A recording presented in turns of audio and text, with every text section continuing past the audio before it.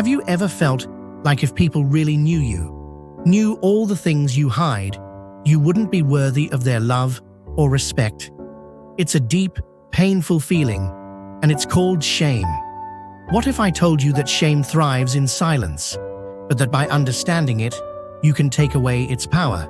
Stay with me through this video, because what you'll discover can change how you feel about yourself and give you tools to deal with shame in ways you might never have imagined. Let's start by understanding what shame really is. Shame isn't just feeling bad about something you've done. That's guilt. Shame is the feeling that you are fundamentally flawed. It's that sinking sensation that there's something wrong with you as a person, not just with your actions.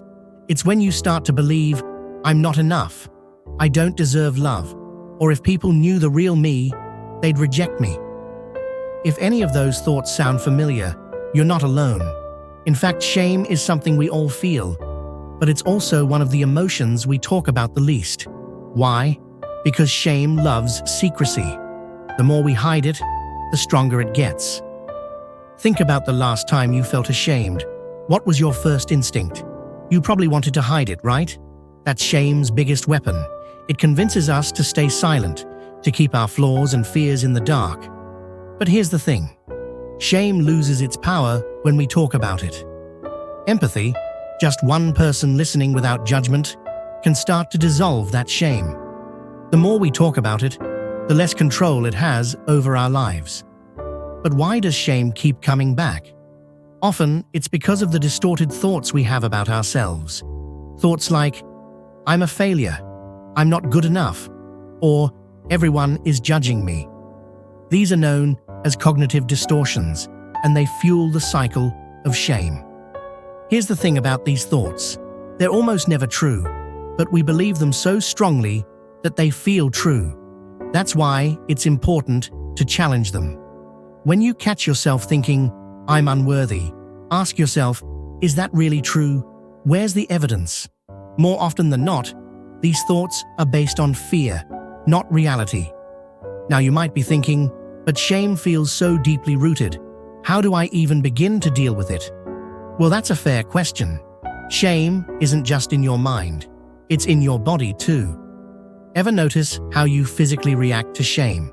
Maybe your chest tightens, your face flushes, or you just want to disappear. These physical reactions are your body's way of trying to protect you from feeling exposed. The next time you feel shame, take a moment to notice what your body is doing. Just observing this can help you create a bit of distance from the emotion. You might even try to breathe deeply or ground yourself in the moment instead of reacting immediately. So, what's the most powerful tool to combat shame? Self-compassion. When you feel shame, it's like you're under attack from within. But imagine if, instead of criticizing yourself, you treated yourself with kindness. What would happen if instead of thinking, I'm a failure, you thought, I'm human, and I'm allowed to make mistakes? It might feel awkward at first, but self-compassion is a game changer. It's like offering yourself the same understanding you would give a close friend. When you practice this, shame starts to lose its grip on you. Now let's talk about an important link: shame and addiction. You might not know this, but shame is often one of the driving forces behind addictive behaviors. When we feel shame, we want to numb it, and that's where substances or other addictive behaviors come in. The problem is, the more we try to escape shame, the deeper it becomes. Breaking free from this cycle requires facing the shame directly, often with the help of someone who can offer empathy and support. Remember, it's not about being perfect, it's about healing one step at a time. What makes shame even more complicated is that it can be passed down through generations. If your parents or grandparents carried shame, it's likely you've internalized some of that too. But here's the good news: you can break that cycle. By becoming aware of the shame you carry and learning to challenge it, you're not just healing yourself, you're also preventing it from being passed on. This is powerful work, not just for you, but for future generations. Finally, The key to healing shame is vulnerability. I know it sounds scary, but allowing yourself to be seen as you truly are is the most freeing thing you can do. Vulnerability isn't weakness. It's the courage to be real, to say, "This is who I am, flaws and all." And when you embrace vulnerability, shame doesn't stand a chance.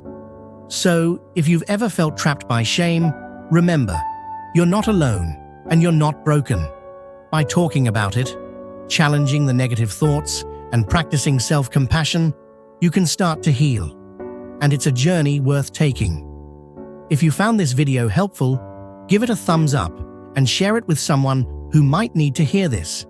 Subscribe for more videos on how to build self-awareness and overcome the challenges we all face. And remember, you are worthy, just as you are.